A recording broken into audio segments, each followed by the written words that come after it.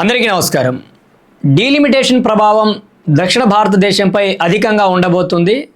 2026 నాటికి డీలిమిటేషన్ని అమలు పరిస్తే దాని ప్రభావం చాలా ఇబ్బందులకు గురి చేసేటువంటి అవకాశం దక్షిణ భారతదేశంలో ఉన్నటువంటి రాష్ట్రాల మీద ఉంది. కాబట్టి ఈ అంశానికి సంబంధించి సుదీర్ఘమైనటువంటి సమాలోచనలు చేయాల్సినటువంటి అవసరం దక్షిణ భారతదేశంలోని అన్ని రాష్ట్రాల మీద ఉందని తమిళనాడు ముఖ్యమంత్రి అయినటువంటి ఎంకే స్టాలిన్ గారు ఇటీవల ఆ రాష్ట్రానికి సంబంధించినటువంటి మంత్రిమండలి సమావేశంలో మార్చి 5వ తారీఖున అఖిలపక్ష సమావేశానికి పిలుపునిచ్చారు. అసలు ఈ డీలిమిటేషన్ అంటే ఏంటి, దీని ప్రభావం ప్రత్యేకంగా దక్షిణాది రాష్ట్రాల మీద ఎందుకు ఉండబోతుంది, అలానే ఉత్తరాది రాష్ట్రాలకు ఏ విధంగా ఈ డీలిమిటేషన్ మేలు చేకూర్చబోతుంది అనేటువంటి అంశాల గురించి, అలానే కేంద్ర ప్రభుత్వం ఇప్పటికే దక్షిణ భారతదేశానికి సంబంధించినటువంటి అధికార బదలాయింపుల మీద కావచ్చు, లేకపోతే ఆర్థిక పరమైనటువంటి సహాయ సహకారాల మీద దెబ్బ కొడతా ఉంది. రాబోయేటువంటి రోజుల్లో ఏదైతే ఈ పునర్విభజన జరగబడితే దక్షిణాది రాష్ట్రాల ప్రాబల్యం, దక్షిణాది రాష్ట్రాల నిర్ణయం అనేది అసలు పట్టించుకునేటువంటి అవకాశం ఉండబోదనేది విధంగా కూడా ఎంకే స్టాలిన్ గారు విమర్శలను గుప్పించారు. ఈ అంశాల గురించి మనం లోతుగా మాట్లాడుకునేటువంటి ప్రయత్నం చేద్దాం. భారత రాజ్యాంగం ఏదైతే పొందుపరిచిందో ప్రతి 10 సంవత్సరాలకు ఒకసారి జనాభా లెక్కలను చేపట్టాలి. ఆ జనాభా లెక్కల ఆధారంగా అటు శాసనసభ, రాష్ట్రాలకు సంబంధించినటువంటి శాసనసభలో కానీ, లేకపోతే కేంద్రానికి సంబంధించినటువంటి పార్లమెంట్లో కానీ, లోక్సభలో ప్రత్యేకంగా ఆ యొక్క సభ్యుల సంఖ్య ఏదైతే ఉందో ఆ రాష్ట్రానికి సంబంధించినటువంటి జనాభా ఆధారంగా ఉండాలి. ఆ విధంగా ప్రతి 10 సంవత్సరాలకు ఒకసారి జనాభా లెక్కలను చేపట్టి ఆ జనాభా లెక్కల ఆధారంగా ఆ రాష్ట్రాలకు సంబంధించినటువంటి లోక్సభ స్థానాలను కేటాయించాలని, అలానే ఆ రాష్ట్రాలకు సంబంధించినటువంటి జనాభా ప్రాతిపదికనే ఆ రాష్ట్రాలకు ఏదైతే కేంద్ర ప్రభుత్వం ఇవ్వవలసినటువంటి ధనం ఏదైతే ఉందో అది కూడా పొందుపరచాలనేటువంటి అంశంతో భారత రాజ్యాంగం ఏదైతే అమలులో వచ్చిన నాటి నుంచి, దేశంలో స్వాతంత్రం అమలులో వచ్చిన నాటి నుంచి నేటి వరకు కొనసాగబడతా ఉంది. అయితే 1971 తర్వాత జరిగినటువంటి పరిణామాలు ఏవైతే ఉన్నాయో, 1971 తర్వాత పార్లమెంటుకు సంబంధించినటువంటి లోక్సభ సభ్యుల పునర్విభజన, పార్లమెంట్లకు సంబంధించినటువంటి ఆ యొక్క కాన్స్టిట్యుయెన్సీకి సంబంధించినటువంటి బౌండరీలను ఏర్పాటు చేయడం, అందుకు తగిన విధంగా పార్లమెంట్లో లోక్సభ సభ్యులను నిర్ణయించడం జరిగింది. అయితే 1951లో ఏ విధంగా అయితే డీలిమిటేషన్ అమలు పరిచినప్పుడు 494 మంది లోక్సభలో సభ్యులు ఉంటే 1961 నాటికి 522కి చేరింది. అయితే 1971 నాటికి ఆ సంఖ్య 543కి చేరింది. ఆ తరువాత డీలిమిటేషన్ ఏదైతే పార్లమెంటుకు సంబంధించినటువంటి డీలిమిటేషన్ అమల్లోకి తీసుకురాలేదు. అందుకు సంబంధించినటువంటి విధానాలు ఏమిటంటే 1976లో ఏదైతే ఎమర్జెన్సీ కాలంలో నాటి ప్రధానిగా ఉన్నటువంటి శ్రీమతి ఇందిరాగాంధీ గారు దేశంలో రోజు రోజుకి ఉత్తరాది రాష్ట్రాల్లో జనాభా పెరిగిపోతూ ఉంది, ఈ యొక్క విధానాన్ని అమలు పరిస్తే దక్షిణాది రాష్ట్రాల మీద ప్రభావం చూపేటువంటి అవకాశం ఉంది. కాబట్టి ఇప్పటికీ ఏ విధంగా అయితే 1971 జనాభా లెక్కల ప్రకారమే లోక్సభకు సంబంధించినటువంటి స్థానాలను కొనసాగించాలి, ఈ ప్రక్రియను, ఈ విధానాన్ని 25 సంవత్సరాల పాటు నిలిపివేస్తూ 42వ రాజ్యాంగ సవరణలో ఆమె చాలా స్పష్టంగా పొందుపరిచి 42వ రాజ్యాంగ సవరణను చేపట్టారు. ఆ తదనంతరం కూడా 2001వ సంవత్సరంలో నాటి ప్రధాని అయినటువంటి వాజ్పేయి గారు కూడా ఈ యొక్క ఉత్తరాది రాష్ట్రాల్లో జనాభా పెరుగుతూ ఉంది, ఈ యొక్క జనాభా సమతౌల్యను పాటించనంత వరకు ఈ యొక్క డీలిమిటేషన్ని అమలు పరచబోం పార్లమెంటుకు సంబంధించి.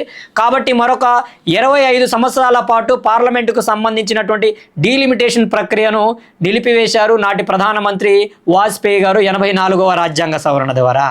అయితే నాడు ఇందిరాగాంధీ గారు కావచ్చు, వాజ్పేయి గారు కావచ్చు, జనాభా నియంత్రణ అవసరం, జనాభాను నియంత్రించాల్సినటువంటి బాధ్యత రాష్ట్ర ప్రభుత్వాల మీద ఉంది. కాబట్టి జనాభాను నియంత్రించే విధంగా ప్రాతిపదికలతో, అందుకు సంబంధించినటువంటి విధి విధానాలతో రాష్ట్రాలు ముందుకు వెళ్ళాలనేటువంటి సూచన ఏదైతే ఉందో ఆ సూచనకు అనుగుణంగా దక్షిణాది రాష్ట్రాలు, తమిళనాడు కావచ్చు, ఆంధ్రప్రదేశ్ కావచ్చు, ఇటు కేరళ కావచ్చు, కర్ణాటక కావచ్చు, ఈ యొక్క జనాభా తగ్గుదలను, జనాభా నియంత్రణను చాలా గట్టిగా పాటించడం వల్ల సమతౌల్యంగా ఆ యొక్క జనాభా విధానంతో ముందుకు వెళ్ళడం జరిగింది ప్రభుత్వం యొక్క, కేంద్ర ప్రభుత్వం యొక్క మార్గదర్శకాలకు అనుగుణంగా. కానీ కేంద్ర ప్రభుత్వం యొక్క మార్గదర్శకాలను అస్సలు పట్టించుకోకుండా ఉత్తరాది రాష్ట్రాలు ఇష్టానుసారంగా జనాభా పెరిగిపోవడం, అక్కడ ఆర్థిక పరమైనటువంటి ఇబ్బందులు ఎదుర్కోవడం, ఈరోజు కేంద్రానికి అత్యధిక శాతం బడ్జెట్ని ఇస్తున్నటువంటి ఈ దక్షిణాది రాష్ట్రాలకు సంబంధించినటువంటి బడ్జెట్ని తీసుకువెళ్ళేసి అటు ఉత్తరాది రాష్ట్రాలకు ఏదైతే జనాభా ప్రాతిపదికన ఇవ్వవలసినటువంటి బడ్జెట్ ఏదైతే ఉందో ఆ ప్రాతిపదికన ఇవ్వడం వల్ల దక్షిణాది రాష్ట్రాలు గడిచిన కొంతకాలంగా నిర్లక్ష్యానికి గురవుతున్నాయి. వారికి కావాల్సినటువంటి సరైనటువంటి బాధ్యత కావచ్చు, వారికి దక్కవలసినటువంటి సరైనటువంటి హక్కులు కావచ్చు, అటు కేంద్ర ప్రభుత్వం ఇవ్వడం లేదు. కాబట్టి అందుకు తగిన విధంగా ఈరోజు దక్షిణాది రాష్ట్రాలు ఒక తాటి మీదకి రాకపోతే 2026 నాటికి ఏర్పడేటువంటి అమలు చేపట్టేటువంటి డీలిమిటేషన్ ఏదైతే ఉందో దానిలో దక్షిణాది రాష్ట్రాలు నష్టపోయేటువంటి అవకాశం ఉందనేది ఈరోజు ఎంకే స్టాలిన్ గారి యొక్క విధానం. అందుకు సంబంధించినటువంటి ఒక ఆర్టికల్ కూడా మీతో నేను పంచుకునేటువంటి ప్రయత్నం చేస్తాను. దక్షిణాది రాష్ట్రాలకు నియోజకవర్గాల పునర్విభజన టెన్షన్ వెంటాడుతున్నది వాస్తవం. ఎందుకంటే ఈ యొక్క జనాభా ప్రాతిపదికన ఏర్పడేటువంటి నియోజకవర్గాల పునర్విభజన వల్ల ఈరోజు జనాభా నియంత్రణను చేపట్టినటువంటి దక్షిణాది రాష్ట్రాలకు ఇప్పుడు ఉన్నటువంటి లోక్సభ స్థానాల కంటే తగ్గేటువంటి అవకాశం ఉంది. జనాభా ప్రాతిపదికన ఇస్తే ఈరోజు ఉత్తరాది రాష్ట్రాలకు అత్యధిక శాతం లోక్సభ స్థానాలు దక్కేటువంటి అవకాశం ఉంది. ఇప్పటికే దక్షిణ భారతదేశం నిర్లక్ష్యానికి గురైంది. ఈ యొక్క డీలిమిటేషన్ జనాభా ప్రాతిపదికన అమలు చేపడితే మరింత నిర్లక్ష్యానికి దక్షిణ భారతదేశం గురయ్యేటువంటి అవకాశం ఉంది. అలానే ప్రాంతీయ భాషల మీద దెబ్బ కొడతా ఉంది కేంద్ర ప్రభుత్వం. అన్యాయంగా లేకపోతే తమ యొక్క విధి విధానాలతో తమకు ఉన్నటువంటి అధికార బలంతో ఈరోజు తమిళనాడు రాష్ట్రం మీద దక్షిణ భారతదేశం తరపున కేంద్ర ప్రభుత్వాన్ని అత్యధికంగా వ్యతిరేకించేటువంటి తమిళనాడు రాష్ట్రం ఏదైతే ఉందో దాని మీద బలవంతంగా హిందీ భాషను రుద్దుతున్నారనే విధంగా కూడా ఎంకే స్టాలిన్ గారు విమర్శలను గుప్పించడం. అయితే ఈ డీలిమిటేషన్ జనాభా ప్రాతిపదికన చేపడితే అటు బీహార్ కావచ్చు, యూపీ కావచ్చు, ఎంపీ కావచ్చు, ఇలాంటి రాష్ట్రాలలో లోక్సభ స్థానాలు సంఖ్య అనూహ్యంగా పెరిగేటువంటి అవకాశం ఉంది. ఇప్పటికే దక్షిణ భారతదేశంలో ఉన్నటువంటి స్థానాల సంఖ్య మరింత తగ్గేటువంటి అవకాశం ఉందనేది ఆయన చాలా స్పష్టంగా తెలియజేస్తా ఉన్నారు. ఎందుకంటే జనాభా ప్రాతిపదికన చేపడితే అదే జరిగేటువంటి అవకాశం ఉంది.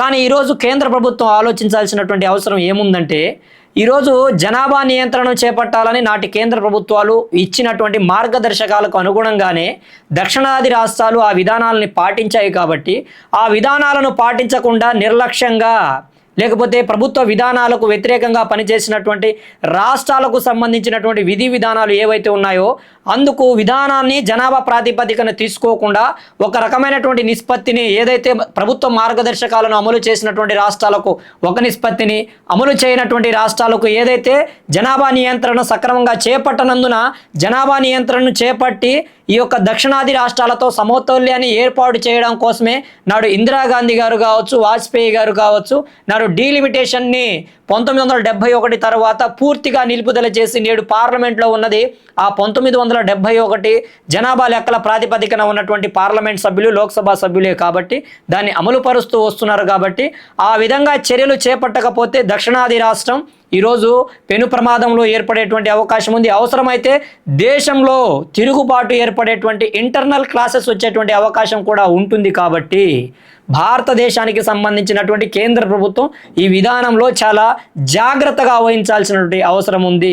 అయితే కేంద్ర హోంశాఖ మంత్రి అమిత్ షా గారు ఇటీవల కోయంబత్తూరు, తమిళనాడులోని కోయంబత్తూరు ఈషా ఫౌండేషన్, ఎవరైతే జగ్గి వాసుదేవ్ గారికి సంబంధించినటువంటి ఈషా ఫౌండేషన్లో ఈ యొక్క శివరాత్రి వేడుకల్లో సందర్భంగా ఆయన పాల్గొన్నప్పుడు ఆయన మాట్లాడుతూ దక్షిణ భారతదేశానికి అన్యాయాన్ని జరగబోనివ్వము, మీ స్థానాలు ఏ విధంగా కూడా లోక్సభ స్థానాలు తగ్గించబోము, ఇప్పుడు ఏ విధంగా ఉన్నాయో అవే యథాతథంగా కొనసాగిస్తామనే ఒక మాటను తెలియజేయడం. అయితే ఇది కేవలం యథాతథంగా కొనసాగించడం వల్ల ఎటువైనా ఉపయోగం ఉందా అంటే ఈరోజు నూతన పార్లమెంటులో 888 మంది సభ్యులకు కూర్చునేటువంటి అవకాశం ఉంది. జనాభా ప్రాతిపదికన ఇప్పుడున్నటువంటి మార్గదర్శకాలను అమలు పరిస్తే ఆ సంఖ్య 1000 దాటేటువంటి అవకాశం ఉంటుంది. కాబట్టి 1000 మంది కూర్చునేటువంటి సౌలభ్యాలు కావచ్చు, సౌకర్యాలు కావచ్చు నేడు పార్లమెంటు భవనంలో లేదు. దానికి ప్రత్యేకమైనటువంటి పార్లమెంట్ భవనాన్ని నిర్మించాల్సి ఉంటుంది. అయితే జనాభా ప్రాతిపదికను ఒక 10 లక్షలుగా తీసుకుంటారా, 20 లక్షలుగా తీసుకుంటారా, ఏ విధంగా తీసుకుంటారనే విధానానికి కూడా ఇప్పటికే స్పష్టమైనటువంటి మార్గదర్శకాలు లేవు. అయితే 2026 నాటికి నియోజకవర్గాల పునర్విభజన చేపట్టాలంటే ముందు జనాభా లెక్కలను చేపట్టాల్సినటువంటి అవసరం ఉంది. 2021 నాటికి జరగవలసినటువంటి జనాభా లెక్కలు కోవిడ్ మహమ్మారి వల్ల ఆలస్యం అవుతూ 2025కి ప్రస్తుతం ఇప్పటికి కూడా జనాభా లెక్కలను చేపట్టలేదు. మరి జనాభా లెక్కలను ఎప్పుడు చేపడతారు, ఎంతమంది జనాభాని ఒక ఎంపీ స్థానానికి కేటాయించబడతారనేటువంటి అంశాలకు సంబంధించి మార్గదర్శకాలు లేవు. రాబోయేటువంటి రోజుల్లో ఈ యొక్క అంశంలో జాగ్రత్తగా వహించకపోతే దక్షిణ భారతదేశం ఉత్తర భారతదేశం మీద ఇప్పటికే చాలా భిన్నమైనటువంటి అభిప్రాయ భేదాలు కావచ్చు. ఈరోజు కేంద్ర ప్రభుత్వం కూడా పూర్తిగా ఉత్తర భారతదేశానికి అనుకూలంగా నిర్ణయాలు తీసుకుంటుంది. హిందీ ఆధారిత రాష్ట్రాలు ఏవైతే ఉన్నాయో, ఎందుకంటే కేంద్ర ప్రభుత్వం పూర్తిగా హిందీ ఆధారిత రాష్ట్రాలనే టార్గెట్ చేసుకుని దక్షిణ భారతదేశాన్ని నిర్లక్ష్యం చేసేటువంటి అవకాశం ఉంది. దక్షిణ భారతదేశానికి సంబంధించినటువంటి లోక్సభ స్థానాలు అటు తగ్గకపోయినా పెరగాల్సినటువంటి అవసరం ఉంది. ఎందుకంటే దక్షిణ భారతదేశం యొక్క ప్రాబల్యం కేంద్ర ప్రభుత్వం మీద, కేంద్రం తమకు తగినటువంటి నిధులు ఇవ్వగలగాలంటే తప్పకుండా ఆ ప్రాతిపదికనే ఇస్తాయి. కాబట్టి ఆ యొక్క పార్లమెంట్ స్థానాలు పెరగాల్సినటువంటి అవసరం ఉన్నప్పుడే ఆ రాష్ట్రానికి సంబంధించినటువంటి ప్రాతినిధ్యం పెరిగేటువంటి అవకాశం ఉంటుందనేది చాలా స్పష్టమైనటువంటి అంశం. అలానే ఇటీవల తెలంగాణ ముఖ్యమంత్రి అయినటువంటి గౌరవ రేవంత్ రెడ్డి గారు కూడా ఈ అంశానికి సంబంధించి స్పందిస్తూ, మేము 10 రూపాయలు కేంద్ర ప్రభుత్వానికి పన్నుల రూపంలో చెల్లిస్తుంటే మాకు కేవలం 1 రూపాయి లేదంటే 2 రూపాయలు భిక్షాన్ని విసిరేస్తూ ఉన్నారు.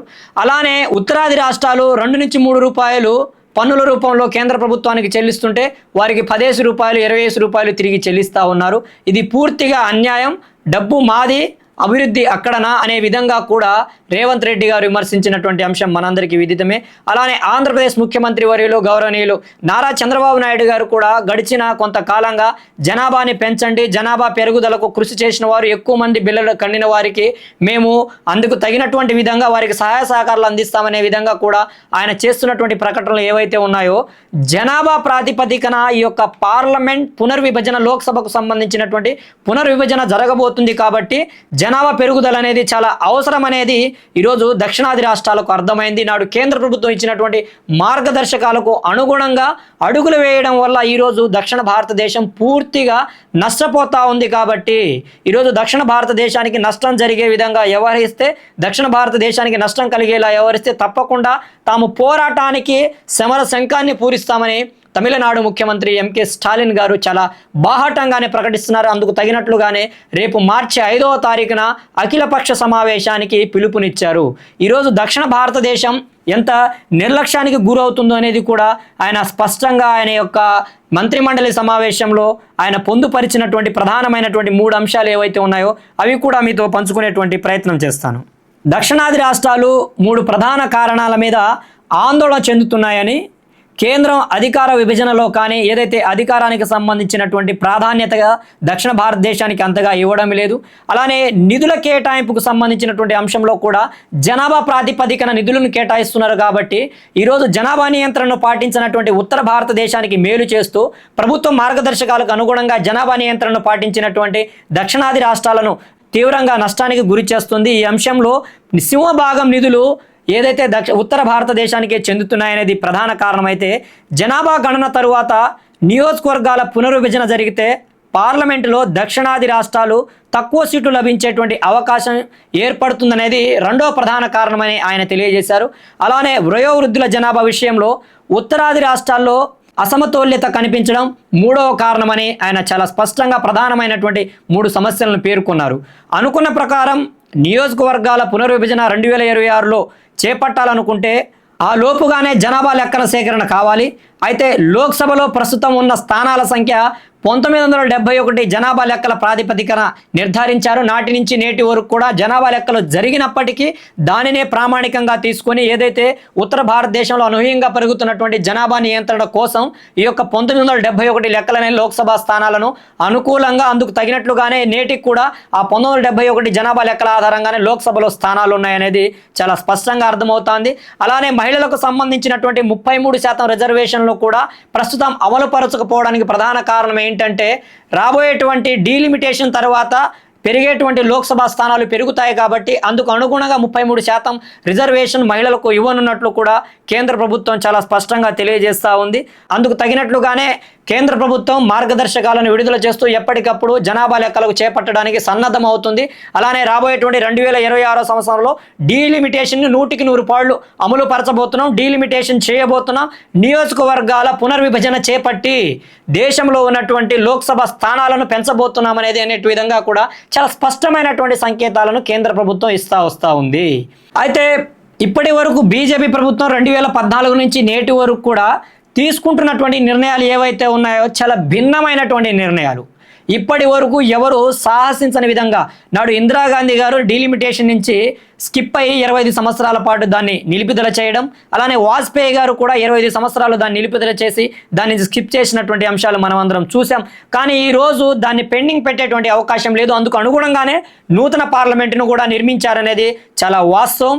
అయితే 2026లో పునర్వ్యవస్థీకరణ చేపట్టాలని కేంద్రం సంకల్పించే సూచనలు కనిపిస్తున్నందున అప్పటికుండే జనాభా ప్రకారం ఆంధ్రప్రదేశ్, తెలంగాణ రాష్ట్రాల్లో లోక్సభ స్థానాలు ఇప్పుడు 42 నుంచి 34కు తగ్గేటువంటి అవకాశం ఉందనేది అర్థమవుతోంది. అందుకు తగినట్లుగానే వాషింగ్టన్లోని కార్నెగీ ఎండోమెంట్ సంస్థ గతంలో ప్రకటించింది. అలానే తమిళనాడులో 39 నుంచి 31కి తగ్గేటువంటి అవకాశం ఉంది. 2026 నాటికి దేశ జనాభా 1.41 బిలియన్లు చేరుకోవచ్చని తెలుస్తుందనేది చాలా స్పష్టంగా అర్థమవుతా ఉంది. జనాభా ప్రాతిపదికన నియోజకవర్గాల పునర్విభజన జరిగితే దక్షిణాది రాష్ట్రాలు పూర్తిగా నిర్లక్ష్యానికి గురి కాబడేటువంటి అవకాశం ఉంటుంది. ఈరోజు ఉత్తర భారతదేశానికి సింహభాగం స్థానాలు, లోక్సభ స్థానాలు దక్కేటువంటి అవకాశం ఉంటుంది. 90% స్థానాలు వారికే దక్కేటువంటి అవకాశం ఉంటుంది. కాబట్టి ఇక దక్షిణ భారతదేశం గురించి కేంద్ర ప్రభుత్వం పెద్దగా పట్టించుకోదు. కేంద్ర ప్రభుత్వం నుంచి రావాల్సినటువంటి నిధుల అంశంలో కావచ్చు, అభివృద్ధి పరమైనటువంటి కార్యకలాపాల అంశంలో కావచ్చు, దక్షిణ భారతదేశం నిర్లక్ష్యానికి గురైతే ఈ యొక్క ఉత్తరాది ప్రజల మధ్య, దక్షిణాది ప్రజల మధ్య సమైక్యత దెబ్బతిని భారతదేశం ఇబ్బందులకు గురయ్యేటువంటి అవకాశం ఉంది. కాబట్టి ఈ అంశంలో కేంద్ర ప్రభుత్వం చాలా జాగ్రత్తగా నిర్ణయాలు తీసుకోవాల్సినటువంటి అవసరం ఉంది. దక్షిణ భారతదేశం ఏ విధంగా అయితే కేంద్ర ప్రభుత్వాలను మార్గదర్శకాలను పాటించిందో తగు అనుగుణంగా వీటికి ఒక విధంగా మార్గదర్శకాలను అమలుపరిచినటువంటి రాష్ట్రాలను ఒక యూనిట్గా తీసుకుని, అమలుపరచినటువంటి రాష్ట్రాలకు ఒక యూనిట్గా తీసుకుని పునర్విభజన చేపట్టాలని ఈరోజు దక్షిణాది రాష్ట్రాలు కేంద్ర ప్రభుత్వాన్ని విన్నవిస్తున్నాయి. చూద్దాం రాబోయేటువంటి రోజుల్లో ఏం జరగబోతుంది. ఈ దక్షిణాది రాష్ట్రాలపై పునర్విభజన కత్తి ఏ విధంగా వేలాడుతుంది, దీని ప్రభావం ఎలా ఉండబోతుంది అనేది రాబోయేటువంటి రోజుల్లో చాలా స్పష్టంగా అర్థమయ్యేటువంటి అవకాశం ఉంది. జై భీమ్, జై భారత్, జై హింద్.